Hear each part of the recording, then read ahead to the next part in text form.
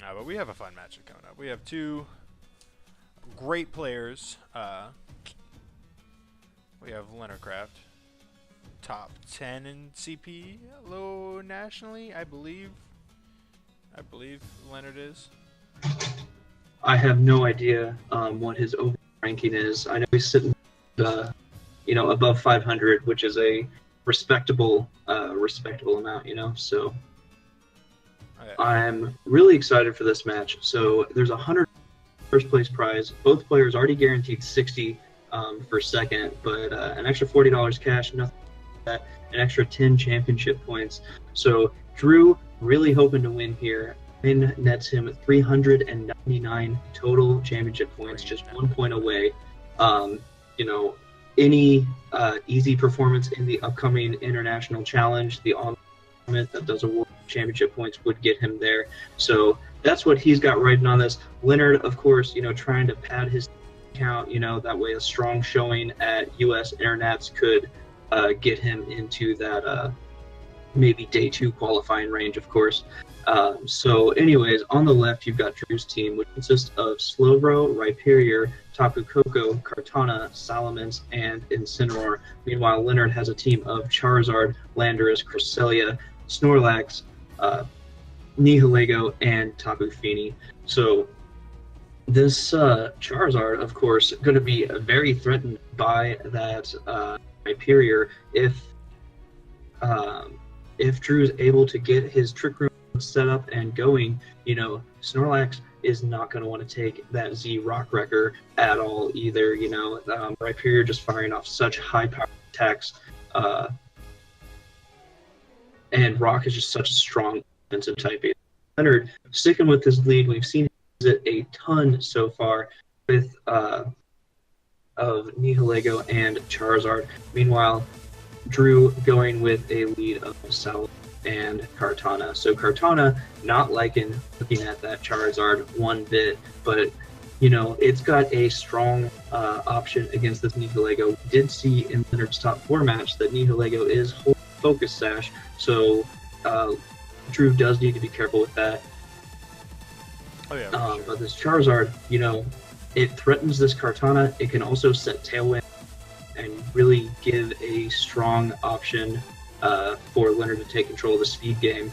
Since we do see Drew's Salamence, it's not super likely that he's got the Trick Room mode on his team out here, so Tailwind would be a very strong option. So we do see Landorus switch in big Intimidate on these two physical attackers. That's going to play a huge role as Charizard goes for the Mega Evolution. Interestingly, it does Mega Evolve before Salamence, kind of giving away a little bit of the speed tiers that these are both at, as Salamence also Mega Evolves. So Salamence will be faster than the Charizard after Mega Evolution, but it does kind of tell you that either both of these are max speed, because their base forms both have base 100 speed, or that the Salamence may not be max speed. So we do see a big double edge into Charizard. Does a ton of damage, but just not enough to pick up the KO despite that double target. Mostly thanks to that Intimidate, and Heat Wave coming out just picks up a free KO onto that. That was a huge Intimidate. That was really well played by Leonard. I'm not sure if he knew. I don't know. That was just a really good play. It was a good play on Drew's part too, because obviously without that Intimidate, that double knockout is the right call. But yeah, for sure. Without Intimidate, you can see how much the damage was reduced by and how much Charizard has remaining. Without that Intimidate, that double target would have been enough to pick up the KO. So we do see the Electro Web coming out. That's going to pick up the KO on Charizard. But if this Landorus doesn't get KO'd here, then Tapu Koko's in a really dangerous spot. So Drew going for the Dragon Dance. I haven't seen that in any of streamed games so far. As we see this Groundium Z coming out, that's going to pick up the KO on this Tapu Koko, and that's going to give put Leonard in a position of 3v2 3v2, he just has to attack what he sees. Yeah, I'm interested in knowing, or in trying to figure out why Drew didn't opt to just Volt Switch out of there. I mean, he probably has his reasons, but I mean, we're like gonna Volt Switching out and then Dragon Dancing is a pretty safe play as well.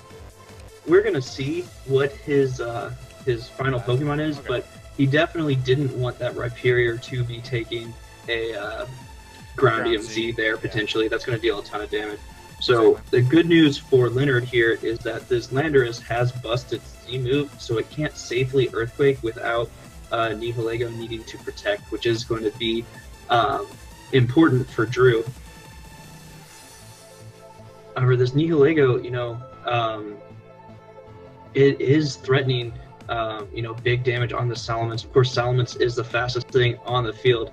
So Nihilego tacked into Salamence's Protect as Landorus U-turns out. It will be able to come back in and get another Intimidate down on both physical attackers, but something's about to take a lot of damage from Rhyperior, that's for sure. Yeah, something's either catching a Z-Rock Wrecker or, even a Rock Slide. Rhyperior is never a joke, so. Absolutely. So we'll see what Pokemon is coming in here. Leonard, he's taking his time. It's not that he needs the time to decide what's coming in. He has one option, but he is most certainly, making his game plan for the rest of this game right now, using this time to think. Leonard's a very calculating player, and so that's something that I can tell you for sure. He might be seriously scribbling notes or something in this 45 seconds he has to pick which Pokemon's coming in.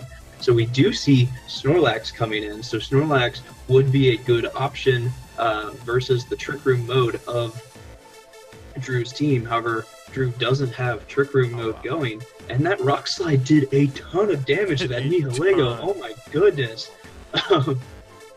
So now Drew's in a really interesting spot. I don't know what the calc is with Z-Rock Wrecker against Snorlax. Obviously, it depends on how it's EV to live, but I think a Double Edge might be able to take out Nihilego from here. For sure. That kind of leaves Rhyperior to open to do whatever it wants. It'd be really nice to get rid of that berry on Snorlax too. That way you can't really Belly Drum or whatever move it chooses to have. Kind of limits the recovery options Snorlax has. So in comes this Landorus getting another Intimidate, and this Intimidate's going to be very crucial as we see Salamence going for Earthquake, not even worried about damaging his own Rhyperior, just wants to get some chip damage on that Snorlax before attacking into that. So Snorlax Frustration into Salamence. Interesting that Snorlax was faster than Rhyperior, so that's information for Drew going into Game 2 that, he doesn't necessarily need to worry about that Snorlax as a counter if his Rhyperior is slower than it, for setting up Trick Room. So here comes this big Rock Wrecker. Of course, after the Intimidate drop, we'll see if it's enough to pick up the KO, and it looks like it just barely missed it. So that Snorlax paying huge dividend, Landorus paying huge dividends again by getting another huge Intimidate down on both of Leonard's physical attackers. So that's something, both of Drew's physical attackers. That's something that Drew's going to have to be very careful about in these next games, that Leonard's really able to limit the damage potential. So I don't know if that's been revealed yet, but that Rock Tomb on Landorus is that's important. Especially with Nihilego in the back, you obviously don't want your Salamence outspeeding that Nihilego with it being as low as it is. So absolutely. So the Salamence is currently at +1 speed. So if the Rock Tomb fails to KO, Salamence would still be the fastest thing out here. The problem is just trying to get damage on this Snorlax, which is so bulky. The way it survived that Z Rock Wrecker, it may be able to take, just take damage all day. So Landorus switching out actually into this Nihilego. Nihilego might go down, goes for another Protect, and Frustration into Salamence is going to pick up the KO. That's interesting. Huh. We are going to see that Nihilego go down. That Snorlax is just so bulky. And now this Rhyperior is going to be at -2 or -3. I'm not sure. I believe it's going to be at -2 at this point. Leonard did reveal Earthquake during his Swiss match on his Snorlax. So Snorlax is going to be able to go for that Earthquake if it wants. It's also honestly in prime position to go ahead and try and set up a Belly Drum as well, just because this Rhyperior is at such low attack stats. So Landorus going for an Earthquake, that's going to hit the Snorlax as well as the Rhyperior, but dealing a ton of damage for 2 Rhyperior, picks up the KO, and Leonard takes this first game in a really good fashion. Yeah, that's really nice there, especially for Leonard. I'm not sure if Drew knows that Snorlax has Earthquake or not, but I mean, being able just to not have to reveal that Earthquake or even whatever he was gonna do is really big. Is really good information, especially on something like Snorlax that could do so much. I've seen people run Belly Drum Stockpile. I've seen people run Belly Drum High Horsepower. You know, and so exactly. There's so many. A secret is nice. There's so many ways that the Snorlax can be run. You know, there's several different tech moves that it can carry. So not revealing that Earthquake really important. So here we go. We're going right into game 2. You know, not a whole lot of time between. Both players are feeling pretty confident, it seems. I'm thinking if I'm Drew, knowing that my Rhyperior is slower than that Snorlax, I'm probably going to be a little bit more apt to try and utilize the Trick Room mode of my team.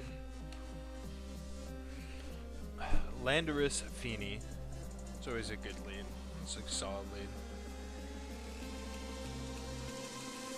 Yeah, so Landorus Tapu Fini versus Tapu Koko Rhyperior. So if Leonard is wanting to go for an electric attack into this Tapu Fini, he's going to have to switch out his Rhyperior. Definitely don't want to be making that same mistake twice. Oh no. I think Drew's a smart enough player to where he learned from that mistake, even if it was a mistake. And that's the thing. I haven't got a chance to talk to him. I don't know if it was a misclick or just a mental lapse, but I see that so Rhyperior not staying in. Rhyperior switching out, doesn't want to take a potential Z ground or what have you as Skydrop into this Tapu Fini. Really good play because Tapu Fini will be unable to switch out or protect this Kartana's attack. So Kartana had it's got a free chance to take an attack, and there was no damage dealt to Drew this turn due to U-turn going into Tapu Koko, who was, of course, avoiding it. Yeah, that's huge.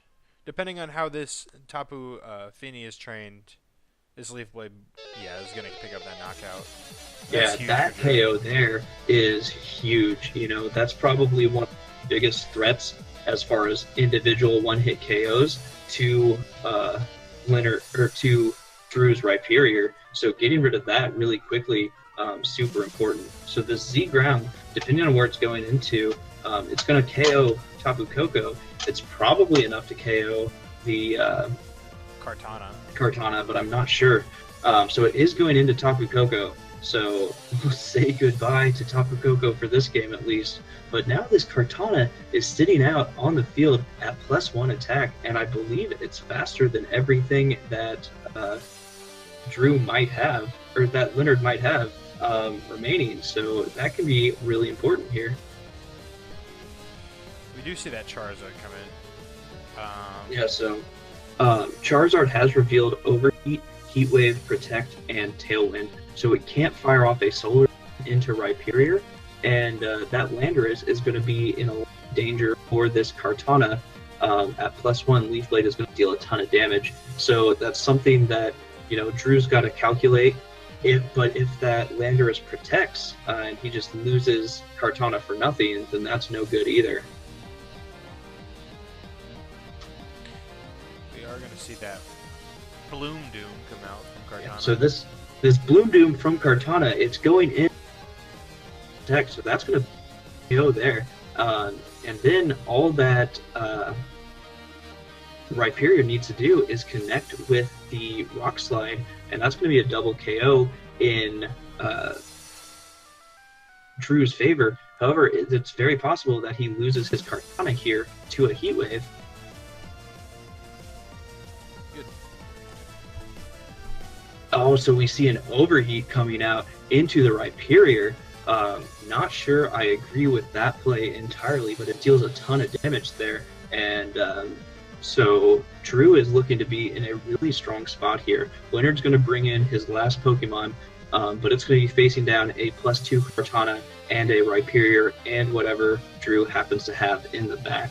So that's looking like a really commanding position for Drew to be in. Yes, of course. Yeah, this is tough for Leonard to climb back from. It's not impossible because when there's RNG in a game, there's a way, but obviously it depends on what his Pokemon is. I think he's also just trying to kind of figure out what his game plan is for Game 3. I think Leonard knows what he needs to do and what he wants to do. Oh, absolutely. So he's definitely calculating what his Game 3 is going to look like, what worked, what didn't work, and how to not find yourself in this situation next game. So in comes Snorlax. Snorlax is not going to appreciate a +2 Sacred Sword coming from Kartana. So it looks like this game is wrapped up and we're getting ready for a Game 3. I'm sure both players are already thinking about how are they going to deal with Game 3, and that's what we're looking forward to. Of course. This is exciting. Game 3 in the finals is always better than a 2-0. I always like Game 3s in finals. Like, nobody wants to see a sweep. Nobody wants to see the Cavs versus Warriors. Everybody wants to see it go to 7. So this is really exciting. I'm really looking forward to this Game 3. This has been a close set, 2 really strong players. So I'm happy to be here, So we do see Protect from Rhyperior, +2 Sacred Sword into Snorlax. That's enough to get the KO when -1 Continental Crush isn't, +2 Sacred Sword is. So there you go. This set is now tied 1-1. We're going into Game 3, 50 championship points, $100 on. This is going to be incredible. Oh, yeah. Somebody's trying to get that walking around cash. Absolutely. Got to go get drinks afterwards to celebrate, whatever it is, kids these days. So I do think it's interesting, and a note, we didn't see Drew's 4th Pokemon there, so it's hard to say if he brought the Trick Room mode, or if he brought that Salamence, or if he used something else. So Leonard is lacking that information to know what sort of strategies he needs to deal with Drew in this game. Yeah, for sure. I like the Rhyperior Koko lead. I think that's a solid lead against almost everything that that Leonard could throw out for the most part. Just because it hits so hard and something dies at the end of that turn. Absolutely. There's no way around it. And we're So, going yeah. to see that lead again. Looks like Drew agrees with you and is going with this, with Tapu, Koko, and Rhyperior. So good adjustment from Leonard, I think. I really like the Nihilego here, opposed to the Tapu Fini, just because it presents a more offensive threat to the Tapu Koko. Yeah, I'm not sure what, I'm not sure how the Koko is built. I'm assuming with all the support, from what I've seen, it's AV, of course. But I'm not sure how the AV calcs go against Nihilego. I do know Nihilego is strong. I'm not sure if it can live a Sludge Bomb. If it can, that's something really important, but... I'm quite confident in saying that it's probably a 2-hit KO. Yeah. So we do see Snorlax switching in, so if Drew goes for a Sky Drop into that spot, it's going to fail. However, Drew wants to disable that Snorlax for a minute as Drill Run connects. Okay. So, not Horn Drill, which is Drill. what you were thinking at I was first. like, oh no. No, so Horn Drill connects deals just a little bit of damage, but we're seeing just how important that Intimidate really was. That made my heart so I really thought it was Horn Drill. Oh, jeez. Yeah, so Salamence coming out, getting an Intimidate down on this Snorlax. However, Snorlax is honestly free to go for a belly. So, you know, it could just completely ignore that Intimidate and go straight for belly drum, get straight up to +6. So we do see this Z move busted into the Salamence though, so dealing 0 damage. What a good switch from Drew there, like. And based off what Leonard did, that was perfect, because you obviously don't want that Snorlax taking a Z Rock Wrecker. It's not going to kill, but it's going to get to the point to where you can't use your berry, and it's just going to die next turn to whatever comes in. So I think Leonard made the right call by attacking that Rhyperior. Just Drew made the right call of bringing Salamence in the back. Absolutely. Like, he knew he would have been able to hit this Tapu Koko, but didn't need to right now. Interesting that after getting boosted, he's still switching out right away, not wanting to leave that Snorlax in to take a double edge and potentially a Volt Switch, or this Nature's Madness. Nature's Madness plus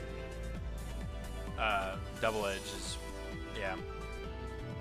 Yeah, so that's a really good play for Drew there. It would have been really good to try and hit that Snorlax, but instead just getting a Nihilego, but it's still a free KO as Rock Tomb comes out into Salamence. So Salamence is going to be slower than that opposing Landorus now. I think killing that Nihilego is really, really good for Drew, especially because that exerts so much offensive pressure on Drew's team with that super effective power gem and the sludge bombs and stuff. And I think getting rid of that is huge, honestly. Absolutely. So this Salamence, it's slower than both of Leonard's Pokemon right now, which does put it in a tough spot. It resists all of the fire moves that Charizard might have, but even resisting them, Charizard dealt so much damage before. You know, a double target there could be really dangerous for this Salamence. Yeah, and that Salamence being at -1, I mean, it gives Leonard a little bit more options. Like, he could, I'm not sure if he has Rock Slide, but he could do something like potentially like Heat Wave Rock Slide, or because I don't think this.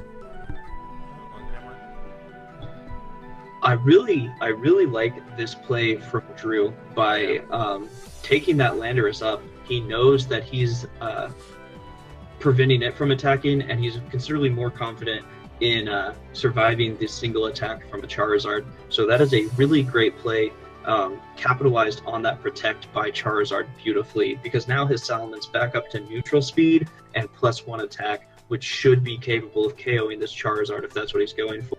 However, it's going to be close to this Charizard, depending on how it's trained. He could also choose to target the Landorus instead. Either one would probably be a good option to target. Yeah, I think with the Rhyperior in the back, you just kind of want to get rid of Landorus. Right, because this Charizard's not going to be able... We saw how much the Overheat did, but if Charizard's going for overheats into, you know, too much, especially after removing the ability to switch, it's not going to matter. And so that double edge at +1 connects with that Landorus for a huge KO. And interestingly, we did not see the Mega Evolution from Charizard there. Maybe we I do save think his turns of drought. You know, if Leonard's going for these protects, he is trying to preserve his drought turns when he's attacking. So Salamence on low HP, probably going to KO itself pretty soon from double edge recoil, but it's done plenty of work at this point. You know, Tapu Koko's got the ability to go for that Nature's Madness plus a double edge. Could be Snorlax. And that good Snorlax for does picking not up have his Snorlax. berry anymore either. Exactly. Snorlax is currently lacking its berry, meaning +1 double edge at 50% HP should be able to pick up a nice KO. However, there is the potential for miss on the Nature's Madness, you know, so 10% chance to miss. Not super likely, but not something want to risk. So we do see a Volt Switch in Drew wanting to get some positioning down, preserve that Tapu Koko for facing against this Charizard. Picking what he's going to bring in because nothing really wants to take a Charizard attack if Drew did choose to attack the Snorlax here. So we do see Kartana coming in. You know, if it's taking a fire move here, is going to go down. But at this point, it's pretty much, you know, unnecessary to have. So Salamence picked up the KO on Snorlax, but does KO itself in the process, and Heat Wave connects with this Kartana picking up the KO. So now we're going to have Tapu Koko and full HP Rhyperior against Charizard. So Charizard can protect this turn to try and stall out, you know, maybe survive the Z move. He goes for it, but honestly, I don't even know if Protect would be enough to protect it from the Z move. Yeah, I'm not sure. That's a Z Rock Wrecker from a Rhyperior. I don't think Charizard has much. I mean, he could always get the double crit burn. That's always a fun option, but I think that's pulling a little bit much, but never know. So Charizard does go for Protect. You know, if the Z move comes out here and Charizard survives it, color me surprised, I guess. So we are seeing this Continental Crush. It's only going to do 25% of its maximum damage. However, it's 4 times super effective and a massively powerful attack coming out here.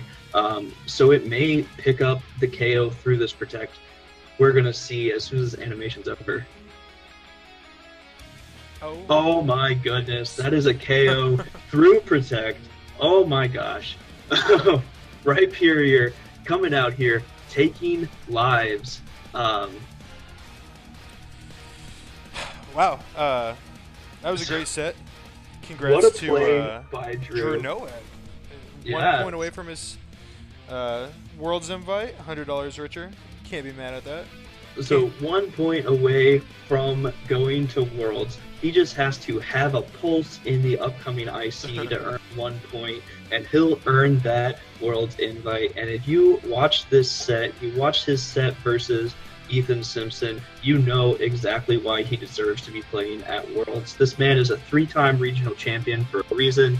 He just won the Triple Crown in Kansas City. The best region in the world. Absolutely. All right, don't talk to me about New York. Don't talk to me about West Coast. Kansas City is the toughest region in the world. Toughest region in the world. So yeah, Drew Nowak going home with 115 championship points on the weekend and $100. Oh, yeah. It's a good weekend. You can't beat that. Oh no. We do All want right. to thank Collector's Cash for letting us host this event, letting us stream here, obviously. Absolutely. Thanks to everybody for watching. I've had a ton of fun with a lot of good Pokemon. So with that, I'm out. Congratulations again to Drew and everybody else this weekend. Yep, congrats.